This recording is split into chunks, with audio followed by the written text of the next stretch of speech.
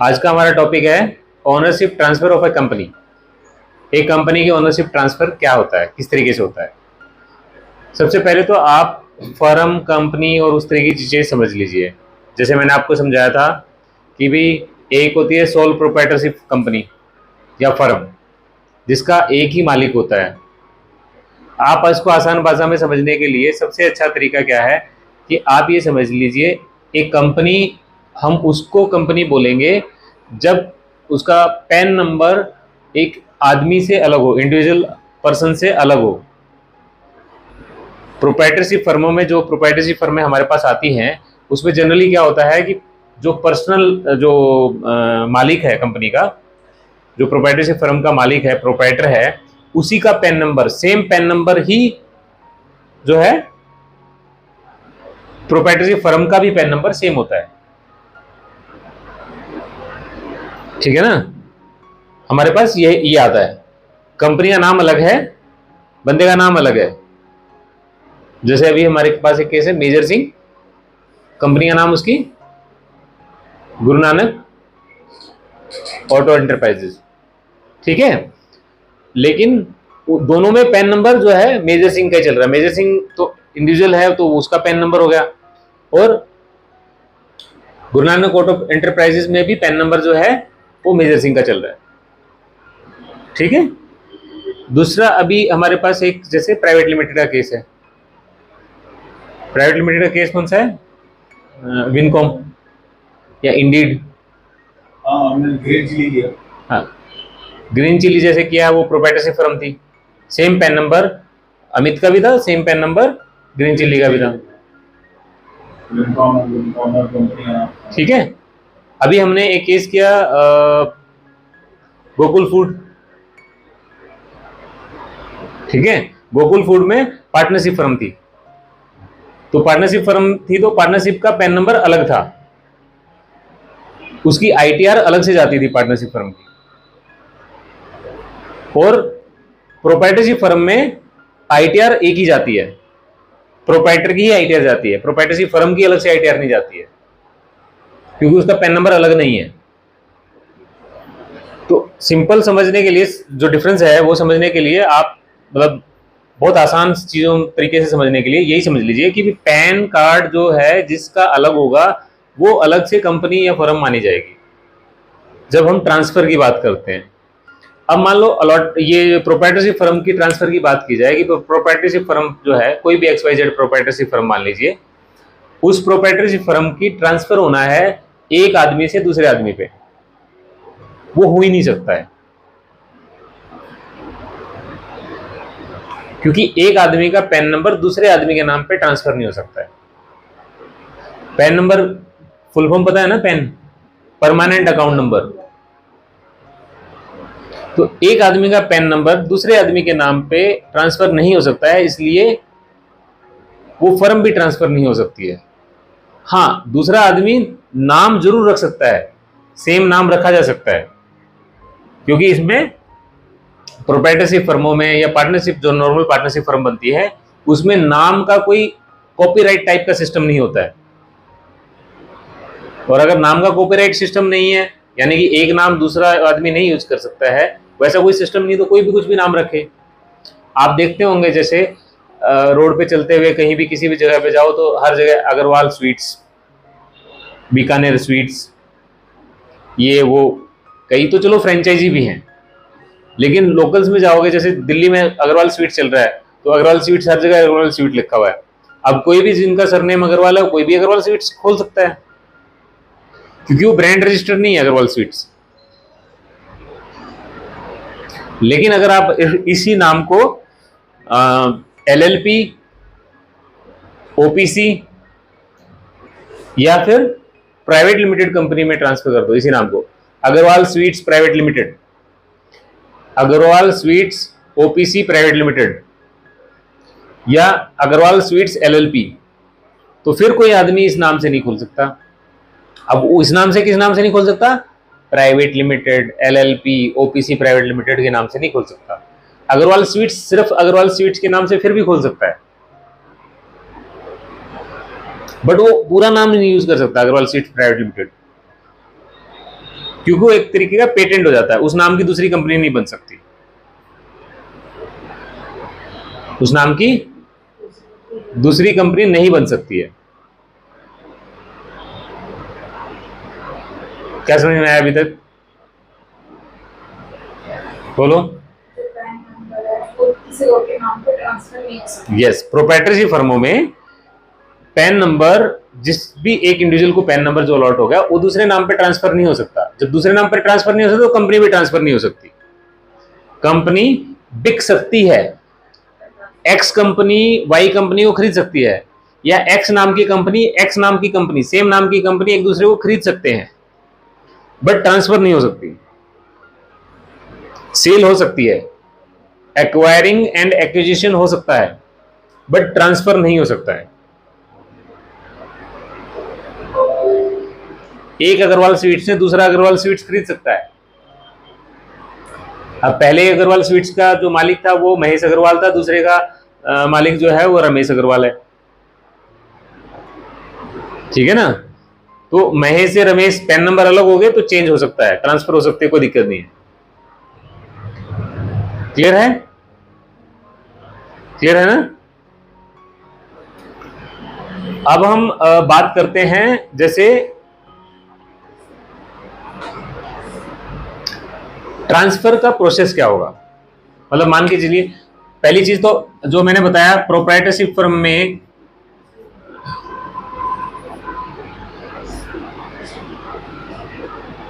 Transfer allowed ही नहीं है, हो ही नहीं सकता है, इम्पॉसिबल है।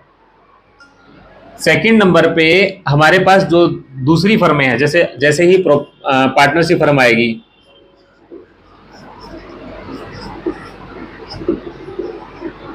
पार्टनरशिप फर्म है, पार्टनरशिप फर्म का दूसरा जो रजिस्टर्ड वर्जन होता है वो एलएलपी होता है, या प्रोप्राइटरशिप फर्म का जो दूसरा वर्जन होता है वो ओपीसी होता है, 1% कंपनी।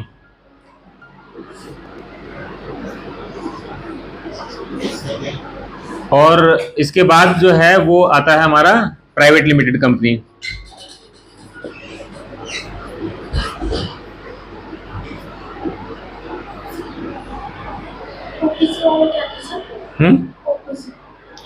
OPC 1% company. हाँ, प्रोप्राइटर का ही अलग वर्जन होता है। हाँ, इसमें पैन कार्ड अलग होगा, कंपनी का पैन कार्ड, मालिक एक ही होता है। हाँ, हो सकता है। हाँ, बेसिकली जो है, जो भी ये एलएलपी है या 1% कंपनी है या प्राइवेट लिमिटेड कंपनी है, ये लॉस को लिमिटेड करते हैं, लॉस को लिमिटेड करते हैं। That is why they are LLP, limited liability company. ये private limited company, private limited basically private limited, मतलब लॉस जो है लिमिटेड है। 1% ओपीसी प्राइवेट लिमिटेड कंपनी ही होती है, ये भी प्राइवेट लिमिटेड ही होती है, लेकिन इसका मालिक सिर्फ एक होता है। इसमें कम से कम 2 होने चाहिए, इसमें कम से कम 2 होने चाहिए। पार्टनरशिप या एलएलपी में कम से कम 2 पार्टनर होने चाहिए, मिनिमम 2। प्राइवेट लिमिटेड में भी मिनिमम 2 होने चाहिए।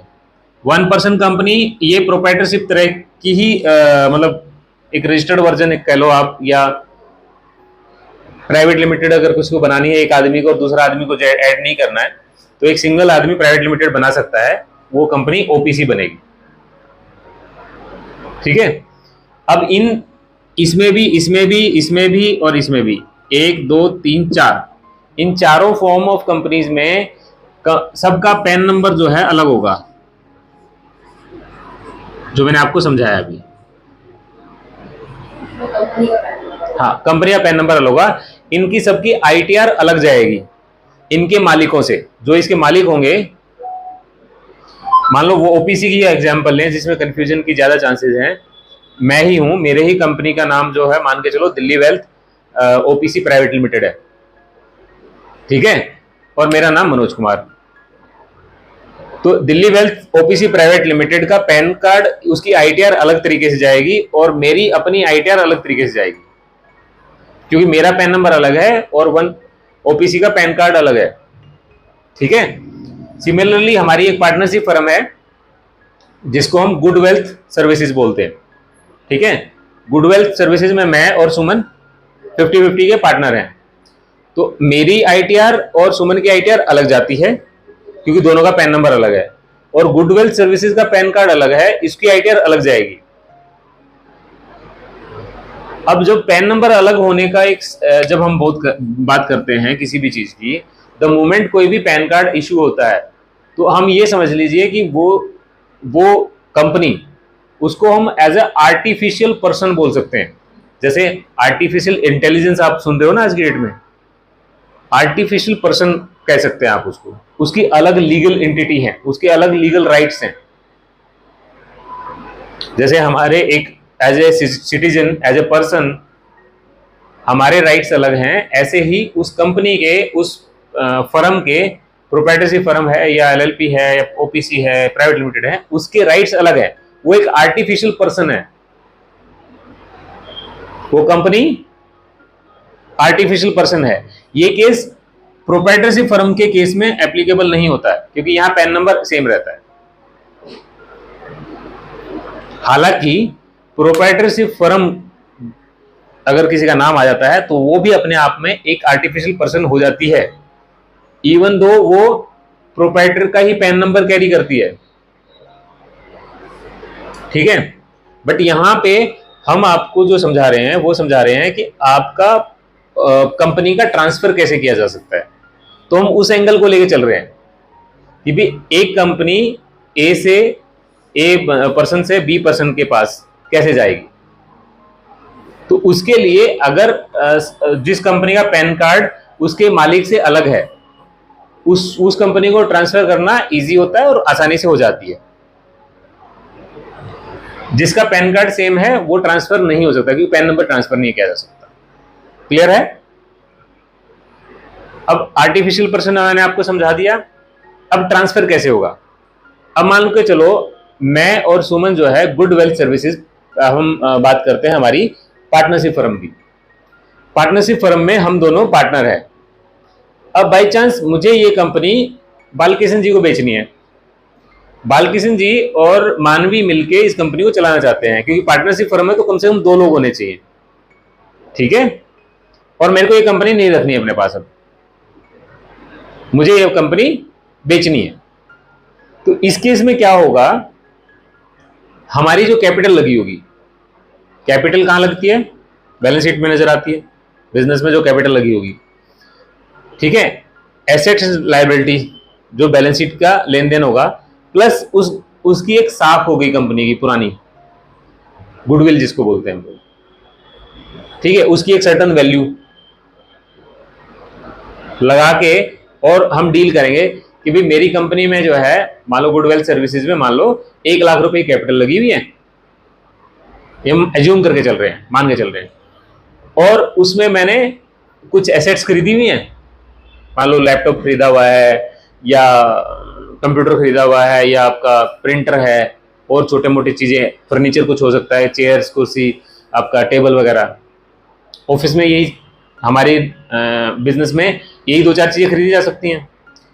तो वो एसेट्स, उनकी आज की डेट में डेप्रिसिएटिंग वैल्यू क्या है? भाई लैपटॉप मैंने 80,000 का खरीदा था, आज 2 साल बाद मान लो वो 20%, 30% डाउन होके जो भी उसकी आज की डेट की वैल्यू नजर आ रही होगी, और 1 लाख रुपए की कैपिटल मेरी। ठीक है, अब मैंने 2-4 साल, 5 साल, 10 साल, जितने साल वो कंपनी चलाई है, उस कंपनी के मार्केट में एक गुडविल बनी होगी, एक साख बनी होगी कि भी लोग उस कंपनी से काम करते होंगे, माल खरीदते होंगे, बेचते होंगे। हमारे केस में सर्विसेज है तो हमारे से लोग सर्विसेज लेते होंगे, तो उसके एक ब्रांड नेम बना हुआ है। ठीक है, तो उस ब्रांड की एक वैल्यू है, उस नाम की एक वैल्यू है। जैसे नाम की वैल्यू बोलते हैं ना हम लोग, भाई मेरे नाम की वैल्यू है। आज अगर हम किसी पॉलिटिशियन की बात करें या किसी बड़े अभिनेता की बात करें या किसी अच्छे बुक राइटर या लेखक या किसी और चीज की बात करें, तो उनके एक नाम की अपनी वैल्यू है, वो ब्रांड है अपने आप में। ऐसे ही कंपनी का भी एक वैल्यू होती है, एक साख होती है, जिसको हम गुडविल कहते हैं अंग्रेजी में। उस गुडविल की एक वैल्यू हो सकती है। तो वो वैल्यू जो है वो, हालांकि कैलकुलेशन के फार्मूले होते हैं उसके, बट वो जनरली डील पे तय करता है कि मैं उस गुडविल को किस तरीके से कितनी वैल्यू लेके बेचना चाहता हूँ। 1 लाख की कैपिटल है और मान के चलो 1 लाख का फर्नीचर हो गया या एसेट्स होगी आपकी लैपटॉप वगैरह, तो मैंने बोला जी 2 लाख रुपए मेरे लगे हुए हैं, 1 लाख के फर्नीचर, 1 लाख की कैपिटल, 1 लाख रुपए ये, और आप मुझे इसके ऊपर 2 लाख रुपए और कमीशन इस पे मैं गुडविल के चार्ज कर लूँ। हाँ, नाम के ब्रांड के वो चार्ज कर लिए और मैंने वो कंपनी उनको दे दी। अब उसमें क्या होगा, किस तरीके से होगा, पार्टनरशिप के तौर पे, पार्टनर्स के तौर पे मैं और सुमन उस कंपनी से रिजाइन कर देंगे। क्या करेंगे, जैसे हम नौकरी छोड़ते हैं, जैसे आप लोग एक कंपनी छोड़ के दूसरी कंपनी में जाते हो नौकरी छोड़ के, तो ऐसे ही सिंपल रेजिग्नेशन होता है, रिजाइन होता है, ठीक है।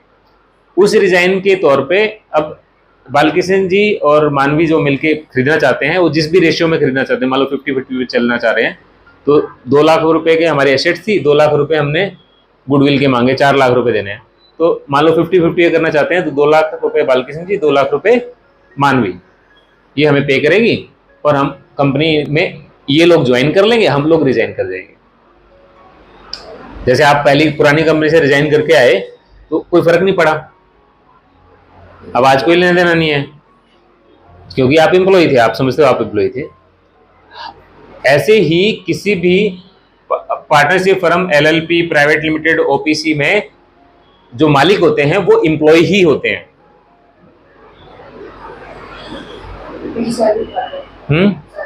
सैलरी तो ठीक है, वो यहाँ पे सैलरी वाला पोर्शन भी कह सकते हो कि भाई क्योंकि सैलरी ड्रॉ करते हैं, कुछ लोग नहीं सैलरी ड्रॉ करते हैं, तभी भी वो एम्प्लॉय ही माने जाते हैं। क्लियर है। तो जब इस केस में क्या होगा कि हमारे जब सिंपल रिजाइन किया और नए लोगों ने ज्वाइन कर लिया और कंपनी होगी ट्रांसफर, ठीक है। सिमिलरली ओपीसी में भी ऐसे ही होगा, एक बंदे ने रिजाइन किया, दूसरा ज्वाइन कर गया, और जो भी उनकी लेन देन की डील है वो आपस में तय होगी, पर्सन टू पर्सन, कंपनी का इनमें लेन देन नहीं है। लिया दिया कंपनी के लिए जा रहा है, लेकिन डील पर्सन टू पर्सन हो रही है, मालिक टू मालिक, जो नया होने वाला मालिक है और पुराना मालिक, जाने वाला मालिक। सिमिलरली प्राइवेट लिमिटेड में तो आप जनरली क्या होता है कि भाई 2 लोग थे, एक ने रिजाइन किया, दूसरा आ गया,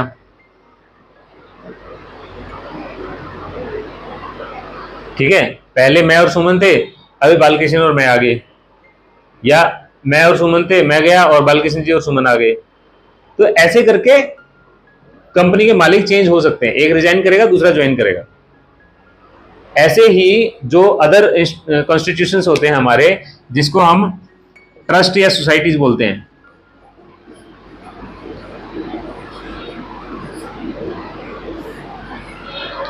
ट्रस्ट या सोसाइटी का भी अपना एक पैन नंबर होता है, अलग से पैन कार्ड मिलता है उनका, और उसमें भी ट्रस्ट या सोसाइटी में जो ओनर होते हैं, जो उसके कर्ता धर्ता होते हैं सारे, वो चेंज हो सकते हैं, रिजाइन कर सकते हैं, नए आ सकते हैं। तो पुराने रिजाइन करेंगे, नया आएगा,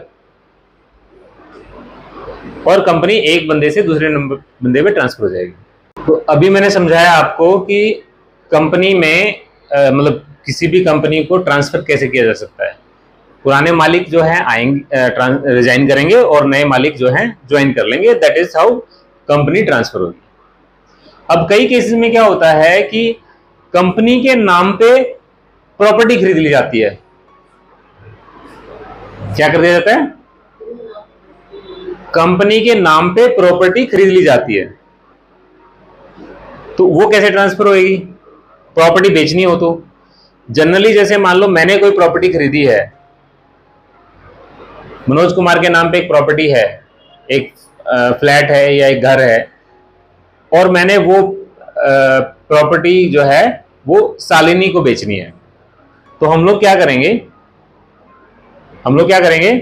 आपस में एक बयाना एग्रीमेंट करेंगे कि लेन देन का टाइम सेट करेंगे कि इतने दिन में लेन देन हो जाएगा जी पूरा, और इतने रुपए का लेन देन होगा। बयाने में 2 ही चीजें होती हैं, कितने टाइम में पेमेंट हो रही है, कितनी पेमेंट होनी है, और जनरली क्या टर्म्स रहनी है बेचने की। बयाने का मतलब यही होता है ना कि भाई मैं ये प्रॉपर्टी खरीदने के लिए तैयार हूं, मैं ये प्रॉपर्टी बेचने के लिए तैयार हूं। बयाने का मतलब क्या होता है एग्रीमेंट टू सेल या बयाना हम लोग जो बोलते हैं, वो लेन देन का रिकॉर्ड रखता है कि भाई ये प्रॉपर्टी मैं इतने रुपए की खरीदना चाहता हूं, ये प्रॉपर्टी मैं इतने रुपए की बेचना चाहता हूं, इतने टाइम में मैं खरीद लूंगा, आपको पूरी पेमेंट कर दूंगा, और इन टर्म्स एंड कंडीशन पे मैं खरीदूंगा या बेचूंगा। जैसे मान लो कोई दुकान है और दुकान किराए पे दे रखी है, मेरे नाम पे कोई दुकान है, मैंने कोई किराए पे दुकान दे रखी है और मैं वो प्रॉपर्टी शालिनी को बेचना चाहता हूं, तो बयाने में लिखा जाएगा अगर आप शालिनी जो है उस दुकान को किराएदार के समेत खरीदना चाहती है, तो शालिनी क्या कहेगी, जी ठीक है, एग्रीमेंट हो जाएगा और कुछ नहीं, लेन देन का टाइम सेट हो जाएगा, काम खत्म। लेकिन शालिनी चाहती है कि उस दुकान में खरीदने के बाद वो अपनी दुकान खोले, अपना कोई बिजनेस स्टार्ट करे, ठीक है।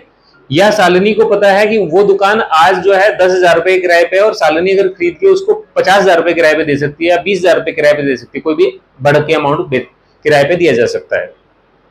तो शालिनी ये कंडीशन रख सकती है कि जब मैं प्रॉपर्टी खरीदूंगी तो आप मुझे इसको खाली करवा के देंगे, किराएदार से हटवा के देंगे, क्योंकि आज मैं मालिक हूं प्रॉपर्टी को बेचने से पहले, तो मुझे वो प्रॉपर्टी खाली करवा के शालिनी को हैंडओवर करनी है वेकेंट शेप में। तो ये कंडीशन ऐड हो सकती है। इसी तरह की कुछ छोटी मोटी कंडीशंस बयाने में ऐड हो जाती है। तो जनरली जब one individual to second individual, एक आदमी से दूसरे आदमी पे, एक पर्सन से दूसरे पर्सन पे प्रॉपर्टी ट्रांसफर होती है, तो बयाना हो गया और कोर्ट में जाके रजिस्ट्री होगी, सब रजिस्ट्रार के यहां पे जाके। दैट इज हाउ प्रॉपर्टी का सिस्टम ट्रांसफर होने का चलता है। बट कंपनी के केस में जब हमने प्रॉपर्टी कंपनी के नाम पे ले रखी है, ठीक है, तो कंपनी के केस में क्या होगा, नए मालिक आए, ज्वाइन किया और पुराने मालिक ने रिजाइन कर दिया, काम खत्म। अब जैसे मैंने आपको समझाया था कि भाई हमने गुडवेल सर्विसेज बेची थी, गुडवेल सर्विसेज में 1 लाख की कैपिटल थी और उसकी एसेट्स थी कुछ, लैपटॉप और ये वो। अब यहां पे लैपटॉप और उस चीज को छोड़ दो और यहां आ गई प्रॉपर्टी, ठीक है। तो वो प्रॉपर्टी भी एज इट इज, क्योंकि कंपनी मालिक है तो कंपनी के मालिक चेंज हो जाएंगे, उस प्रॉपर्टी की मालिक कंपनी है और कंपनी के मालिक चेंज हो गए, तो प्रॉपर्टी भी ऑटोमेटिकली उनके नाम पे चलेगी, क्योंकि कंपनी के मालिक चेंज हो गए, कंपनी उनकी होगी। ये पेन जो है जब तक दुकानदार के पास है, आपने उसकी पेमेंट नहीं दी, तब तक दुकानदार मालिक है, आपने पेमेंट दी, उसको खरीद लिया, अब आप मालिक हो।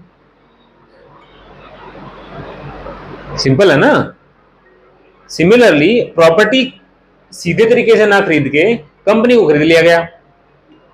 अब इस केस में क्या हुआ, मगर फायदा नुकसान क्या हुआ, गवर्नमेंट को नुकसान ही हो गया और पर्सन को फायदा हो गया, जो खरीदने और बेचने वाले हैं।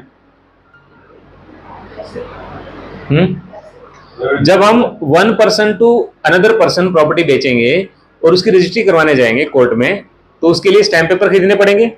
जैसे दिल्ली में आज की डेट में 6-7% की स्टैंप ड्यूटी लगती है। 1 करोड़ रुपए की प्रॉपर्टी खरीदो तो 7 लाख रुपए गवर्नमेंट को टैक्स के तौर पे देने पड़ते हैं, स्टैंप ड्यूटी देनी पड़ती है, स्टैंप पेपर खरीदने पड़ते हैं 7 लाख के। कोर्ट फीस होती है 1% की, और हाँ 6% की आई थिंक स्टैंप ड्यूटी है दिल्ली में, 6% की स्टैंप ड्यूटी है मेल के नाम पे, फीमेल के नाम पे 4% है, ज्वाइंट के नाम पे 5% है।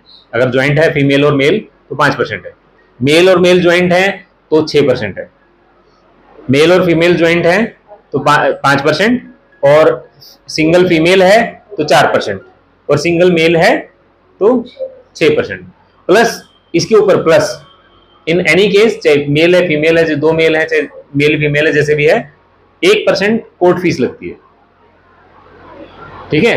तो हम यहाँ पे 7% टेंटेटिवली लेके चलेंगे, तो 7 लाख रुपए का खर्चा होना है। वो अलग मैटर बेटा, वो अलग मैटर। इनकम टैक्स को यहाँ मत कैलकुलेट कर, वो अलग तरीके से कैलकुलेट होता है। ये यहाँ पे काइंड ऑफ ट्रेड टैक्स होता है। जैसे जीएसटी, हम लोग कोई भी सामान खरीदते हैं उस पर जीएसटी भरते हैं, तो यहाँ प्रॉपर्टी खरीदी बेची गई तो स्टैंप ड्यूटी भरी गई। ये काइंड ऑफ ट्रेड टैक्स है, ये इनकम इंडिविजुअल का टैक्स नहीं है। हाँ, प्रॉपर्टी बेचने से होने वाले नफे और नुकसान, प्रॉफिट और लॉस, उसको आप इनकम टैक्स में ले जा सकते हो, पर प्रॉपर्टी की टोटल सेल वैल्यू को नहीं।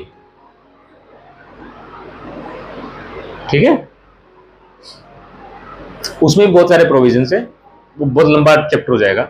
इसको यहां कंक्लूड करते हैं कि वो जैसे ही हमारी कंपनी खरीदी गई और प्रॉपर्टी की मालिक जो कंपनी थी, तो कंपनी ऑटोमेटिक ट्रांसफर हो गई। अब इस केस में क्या हुआ, जो मान लो कंपनी के अंदर 1 लाख शेयर थे या 1 लाख रुपए की कंपनी थी, और उसने गुडविल के 1 लाख रुपए और मांग लिए नाम के, और प्रॉपर्टी मान लो जैसे दिल्ली में क्या है कि भी एक प्रॉपर्टी की गवर्नमेंट रेट कुछ है और मार्केट रेट कुछ है। ठीक है, आइडियली मार्केट गवर्नमेंट रेट जो है वो कम होता है, तो मार्केट और जो कंपनी की बुक्स में भी जो कंपनी की वैल्यू, उसकी प्रॉपर्टी की वैल्यू लिखी जाएगी, वो गवर्नमेंट रेट के हिसाब से लिखी जाएगी। ठीक है ना। अब गवर्नमेंट रेट के हिसाब से मान लो एक मकान की कीमत, जो मकान उस या वो प्रॉपर्टी जो है उस कंपनी की में है, उसकी गवर्नमेंट रेट मान लो 5 लाख का है, और मार्केट वैल्यू हो सकता है 50 लाख हो। तो 1 लाख की कैपिटल, 5 लाख का वो जो भी एसेट है, हमारी प्रॉपर्टी है, 50 लाख की एक्चुअल वैल्यू है, लेकिन गवर्नमेंट रेट के हिसाब से बुक्स में जो वैल्यू लिखी हुई है वो 5 लाख रुपए लिखी हुई है। मार्केट रेट नहीं लिखा जाता बुक्स में वही रेट लिखा जाता है जो एक्चुअल में खरीदा बेचा गया होगा, जो सर्कल रेट पे रजिस्ट्री हुई होगी पहले, यानी गवर्नमेंट रेट। तो गवर्नमेंट रेट के हिसाब से जो वैल्यू लिखी हुई है वो 5 लाख है, 1 लाख की कैपिटल है, प्लस गुडविल मान लो 4 लाख रुपए और लगा लिया, 6 और 1 4 10 लाख रुपए में वो कंपनी हमारे से जाके दूसरे पार्टी पे चलेगी, ए पार्टी से बी पार्टी पे चलेगी। अब वो ए पार्टी से बी पार्टी पे 10 लाख रुपए में पेमेंट में चलेगी, जबकि उसकी गुडविल, उसकी कैपिटल और प्रॉपर्टी की एक्चुअल मार्केट वैल्यू 50 लाख रुपए थी, वो टोटल थी 60 लाख के आसपास। एग्जाम्पल ले रहा हूं, कैलकुलेशन नहीं बता रहा, एग्जाम्पल ले रहा हूं। तो एक्चुअल में 10 लाख रुपए में 60 लाख रुपए की सेट ट्रांसफर हो गई, और स्टैम्प पेपर नहीं खरीदने पड़े। गवर्नमेंट को नुकसान हो गया, स्टैम्प पेपर नहीं खरीदेंगे ना,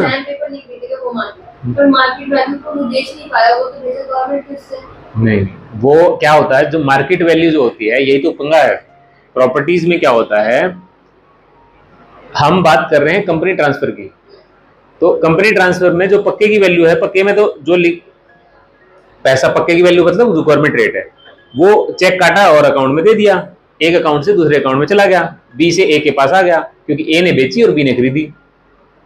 ठीक है, जो ऊपर का रेट है, अभी कोई आदमी 50 लाख की प्रॉपर्टी 5 लाख में तो बेचेगा नहीं। ठीक है ना, तो ऊपर का जो पैसा है वो कैश में ट्रांसफर हो गया, इसमें तो लोन भी नहीं मिल पाएगा, लोन तो मिलेगा 10 लाख के हिसाब से मिलेगा, 5 लाख के हिसाब से। इस केस में लोन मिलेगा ही नहीं। हाँ, इस केस में लोन नहीं मिलेगा ना। इस केस में जो अभी हम समझा रहे थे, जो महाराष्ट्र वाला केस हमारे पास आया था, उसमें क्या है कि भाई प्रॉपर्टी हमारे पास है, लेकिन उसकी मालिक ट्रस्ट है, और ट्रस्ट को एक मान के चलते हैं, मान लो किरण और सुमन ने एक ट्रस्ट बना रखी है, और उस ट्रस्ट में एक प्रॉपर्टी है, और उस ट्रस्ट की प्रॉपर्टी को मैं खरीदना चाहता हूं, या ट्रस्ट को मैं खरीदना चाहता हूं, नॉट प्रॉपर्टी। अगर सिर्फ प्रॉपर्टी को खरीदना है तो ट्रस्ट से मेरे नाम पे सेल डीड हो सकती है, जिसमें वही स्टैम्प ड्यूटी वाला चक्कर रहेगा। क्लियर है? लेकिन अगर मैं ट्रस्ट को ही खरीद लूं तो स्टैम्प ड्यूटी बच जाएगी।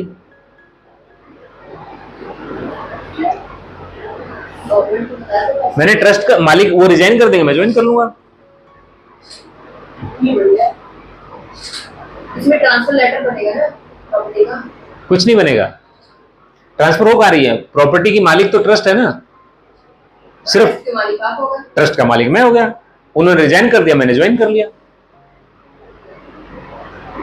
तो जब ट्रस्ट का मालिक मैं और ट्रस्ट प्रॉपर्टी की मालिक, तो मैं अल्टीमेटली मालिक। युवा बंदे का नाम तो मेंशन हो ही रहा है। पैन नंबर तो ट्रस्ट का चल रहा है, समझे? तो इस तरीके से होगा। अब मैं मान लो आज की डेट में लोन लेना चाहता हूं, मैं बैंक को अप्रोच करता हूं, और ट्रस्ट की प्रॉपर्टी जैसे इस केस में है भाई 70 करोड़ रुपए की ट्रांसफर हो रही है, जो पक्के की वैल्यू की बात कर रहे हैं हम लोग, जो गवर्नमेंट रेट है, 70 करोड़ रुपए की प्रॉपर्टी ट्रांसफर हो रही है। अब मैं आज ही अगर मुझे लोन चाहिए होगा तो पहले तो मुझे लोन लेने के लिए मेरी इंडिविजुअल कैपेसिटी ये नजर आनी चाहिए कि मैं 20 करोड़ 30 करोड़ रुपए या 25-30% अपना लगा सकूं, क्योंकि जब भी प्रॉपर्टी खरीदी बेची जाती है तो उसमें 25-30% तो कम से कम अपना लगाना पड़ता है। 70-75% ही बैंक देता है, 80% लगा लो छोटे केसेस में, ठीक है? तो पहली कंडीशन तो ये कि मेरे पास इतना पैसा होना चाहिए कि मैं अपना 20-25% 30% का मार्जिन लगा सकूं। बैलेंस का मान लो इस केस में अगर हम कैलकुलेशन लें तो लगभग 30% लगा लेते हैं। 70 करोड़ का 30%, 7 या 21, 20 करोड़ राउंड फिगर ले लेते हैं। 70 करोड़ में से 20 करोड़ रुपए मुझे अपने लगाने पड़ेंगे। 50 करोड़ का मैं लोन चाहता हूं, तो 50 करोड़ के हिसाब से मेरी आईटीआर होनी चाहिए। लोन मुझे चाहिए ना, और लोन क्यों चाहिए? क्योंकि मुझे ट्रस्ट खरीदनी है। जब तक मैं 70 करोड़ रुपए पुराने मालिक को ट्रांसफर नहीं करूंगा, वो मेरे नाम पे, वो रिजाइन नहीं करेंगे, मैं ज्वाइन नहीं कर पाऊंगा। 70 करोड़ रुपए पुराने मालिक को ट्रांसफर नहीं करूंगा, जब तक पैसे नहीं दूंगा तब तक वो रिजाइन नहीं करेंगे और मैं ज्वाइन नहीं कर पाऊंगा। अब मैं कंपनी में ज्वाइन कर नहीं सकता हूं क्योंकि मेरे पास पैसे नहीं है 70 करोड़, और पुराने मालिक छोड़ेंगे नहीं क्योंकि मैंने उनको पेमेंट नहीं की है, और मेरे आईटीआर इतने हैं नहीं। पहली कंडीशन तो 20 करोड़ रुपए मुझे वो देने हैं, और बाई चांस 20 करोड़ रुपए कहीं से आ भी गए, किसी तरीके से मैंने अरेंज कर भी लिए, तो बैलेंस जो 50 करोड़ रुपए देने हैं उसके हिसाब से आईटीआर होनी चाहिए। भाई बैंक तो लोन आईटीआर वगैरह फाइनेंशियल्स देख के ही तो लोन देगा, और लोन किसको चाहिए? मुझे चाहिए। क्लियर है ना? रजिस्ट्री में करवा नहीं रहा हूं, मैं सिर्फ ट्रस्ट खरीदना चाहता हूं। रजिस्ट्री के केस में तो फिर भी 1% कंसीडर किया जाएगा कि भी किसी न किसी तरीके से कैलकुलेशन बनाई जाएगी, एक की जगह 2 लोग, 2 की जगह 15 लोग, घर के परिवार के सारे लोगों को ऐड करके सबके आईटीआर मिला के लोन को कैलकुलेशन करा जाए। पर यहां तो कंपनी का मालिक मैं बनना चाह रहा हूं, ट्रस्ट का मालिक।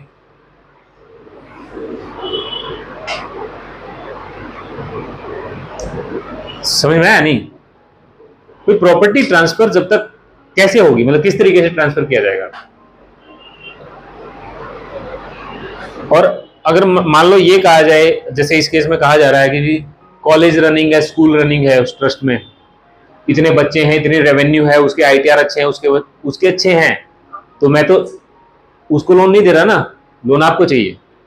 आप बताओ, जिस ट्रस्ट को मैं खरीदना चाह रहा हूं उस ट्रस्ट के फाइनेंशियल्स, आईटीआर वाईटीआर बहुत अच्छे हैं, उस ट्रस्ट के फाइनेंशियल्स पे, आईटीआर पे लोन हो सकता है 50 करोड़ का, बट क्योंकि लोन मुझे चाहिए और मैं उस ट्रस्ट का पार्ट नहीं हूं, मैं कौन हूं? Third party. तो मुझे लोन उसको खरीदने के लिए कैसे दिया जाएगा? कोई तरीका नहीं है। पर्सनल कैपेसिटी में लोन लेके ही उसको इस तरीके से किया जा सकता है, और पर्सनल कैपेसिटी इतने बड़े अमाउंट पे मतलब इतना बड़ा अमाउंट लोन देना पर्सनल कैपेसिटी में बहुत टफ होता है, ऑलमोस्ट इम्पॉसिबल। इसमें एक नंबर होते हैं बेटा ठीक है, मान लो हमारे फैमिली के मेंबर आ रहे हैं, हम ये कहते हैं कि ट्रस्ट में पुराने फैमिली के मेंबर है, तेरा सवाल ठीक है, क्योंकि एक ट्रस्ट में 3 4 5 मेंबर होते हैं, तो पुराने मेंबर रिजाइन करेंगे और हमारी फैमिली ज्वाइन कर रही है, तो भी हम लोग जितना देखते हैं नॉर्मल बिजनेसमैन, जो छोटे मोटे बिजनेसमैन ही होते हैं, 50-100 करोड़ की टर्नओवर वाले कस्टमर बिजनेसमैन भी, किसी की कंपनी में 100-200-500 करोड़ की टर्नओवर भी चल रही है, तो भी उसके आईटीआर इतने स्ट्रॉन्ग नहीं होते, उनके फैमिली के आईटीआर, कि उनको इंडिविजुअल कैपेसिटी में 50 करोड़ का लोन दिया जा सके। कंपनी की कैपेसिटी में दिया जा सकता है भाई, 100-200-500 करोड़ की कंपनी चल रही है तो उसपे 50 करोड़ का लोन देना आसान है कंपनी को मिला के, लेकिन उनकी इंडिविजुअल कैपेसिटी के आईटीआर इतने अच्छे नहीं होते हैं, उनके इंडिविजुअल फाइनेंशियल्स पूरी फैमिली को मिला के भी इतने अच्छे नहीं होते हैं जो ट्रेंड है। एक्सेप्शन हो सकते हैं, मैं ट्रेंड की बात कर रहा हूं, एक्सेप्शन हो सकता है, किसी की आईटीआर हो सकती है बहुत अच्छी हो, लेकिन I am talking about trend. Generally 100 में से 99 लोगों के, 98 लोगों के, 95 लोगों के आईटीआर उस लेवल के स्ट्रॉन्ग नहीं होंगे कि उनको 50 लाख का लोन इंडिविजुअल कैपेसिटी में दिया जा सके, 50 करोड़ का लोन सके, तो ये ट्रांजैक्शन एग्जीक्यूट नहीं हो सकती। और मान लो मेरी कंपनी चल रही है जिसके बिहाफ पे हमें 50 करोड़ का लोन दिया जा सकता है, तो फिर उसको एक्वायर करने के लिए, दिखाने के लिए, ये क्या, वो तो सिर्फ एंड यूज रहेगा ना, उस पर फंडिंग का तो सिस्टम खत्म हो गया। ट्रस्ट को एक्वायर करने का, ट्रस्ट को परचेज करने का, या ट्रस्ट को ट्रांसफर अपने नाम पे करवाने का, वो सिस्टम ही खत्म हो गया, क्योंकि यहां तो मेरी क्रेडेंशियल लग गए, मेरी कंपनी के क्रेडेंशियल लग गए, जिन क्रेडेंशियल के हिसाब से आपको 50 करोड़ का लोन हो गया, सिस्टम खत्म। नहीं समझ में आई भाई? अगर मान लो मेरी इंडिविजुअल कैपेसिटी में लोन नहीं हो सकता 50 करोड़ का, और मेरी कोई कंपनी चल रही है जिसको ऐड करके 50 करोड़ का लोन हो सकता है, तो वो लोन तो मुझे या मेरी कंपनी को मिल गया ना, एंड यूज उसका वो हो गया। अब इसमें वो ट्रांसफर वाला मैटर तो खत्म ही हो गया। अब हमने पैसा लिया और पैसे को यूज कर लिया उधर। जैसे हम पैसा किसी बिजनेस के लिए, किसी काम के लिए लेते हैं, कोई ना कोई स्पेसिफिक काम होता है ना पैसे लेने के लिए, ऐसे तो लोन लेने नहीं जाएगा कोई कि लाओ जी देख लेंगे, कुछ कर लेंगे, जैसे फोन आते हैं हमारे पास कि कुछ तो कर लेंगे जी, लोन दिला दो, ऐसा नहीं होता ना। लोन लेने से पहले कोई भी आदमी सोचेगा, समझेगा कि भी लोन किस लिए चाहिए। तो लोन लेने का पर्पज वो ट्रस्ट को एक्वायर करना है या ट्रस्ट को ट्रांसफर अपने नाम पे करवाना हो सकता है, बट लोन किसके नाम पे हुआ? ट्रस्ट परचेज करने के लिए तो हुआ, रीजन तो वो रहा, बट कंपनी के बिहाफ पे हुआ, पुरानी कंपनी। ये क्या चाहता है इस केस में, जो हमारे पास महाराष्ट्र वाला आया हुआ है, कि मेरी कैपेसिटी कुछ नहीं है, मैं तो उससे जो अपना जुगाड़ तो कर लूंगा, जो मेरा मार्जिन मनी होगा उसका जुगाड़ तो हो जाएगा इधर उधर से, लेकिन मुझे उसको एक्वायर करने के लिए लोन चाहिए।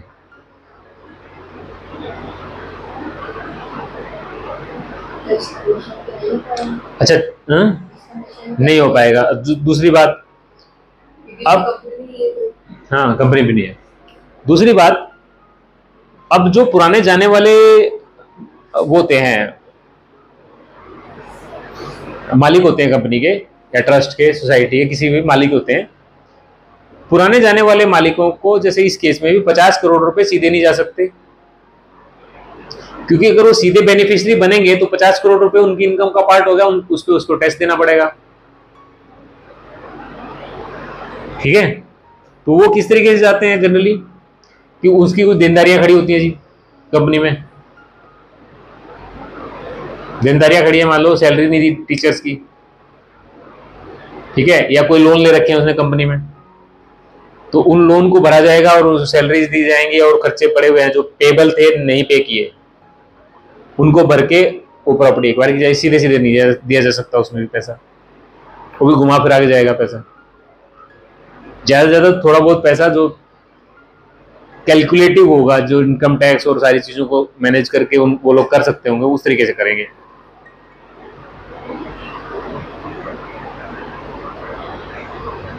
ठीक है, तो आइडली जो कंपनी खरीदने वाली बात होती है वो सीधे तरीके से नहीं होता। मतलब ये लोग क्या करते हैं कि भाई पुराने रिजाइन कर देंगे, हम आ जाएंगे। तो लोन कब दिया जा सकता है? या तो कोई पुराने रिजाइन कर दे, तुम आ जाओ, फिर तुम्हारे ब्याह पे, कंपनी के ब्याह पे उठा के लोन दे देंगे, या ट्रस्ट के ब्याह पे लोन दे देंगे, या तुम अपनी कैपेसिटी में, इंडिविजुअल कैपेसिटी में, अपनी पुरानी कंपनी के और पुराने सिस्टम के जिसमें तुम पहले से ही मालिक हो, उनके डॉक्यूमेंटेशन हमारे पास ले आओ, उनके बेसिस पे लोन हो जाएगा। ठीक है, तो प्रॉपर्टी कैसे ट्रांसफर होगी? कंपनी के नाम पे है तो, और कंपनी नॉर्मल सिचुएशन में अगर प्रॉपर्टी नहीं है तो कैसे ट्रांसफर होगी? ये दोनों ही कंडीशंस मैंने समझा दी। और कोई सवाल आता तो बताओ। प्रॉपर्टी जो आप कह रहे हैं सोसाइटी के नाम से होती है, पर्सनल यूज में भी तो होती होगी। यूज तो कुछ भी कर सकते हैं ना। नहीं, देखो पर्सनल नाम से अगर प्रॉपर्टी है तो उसको पर्सन ही बेचेगा ना, सोसाइटी थोड़ी नहीं बेचेगी, फिर उसको सोसाइटी क्यों एक्वायर करनी है?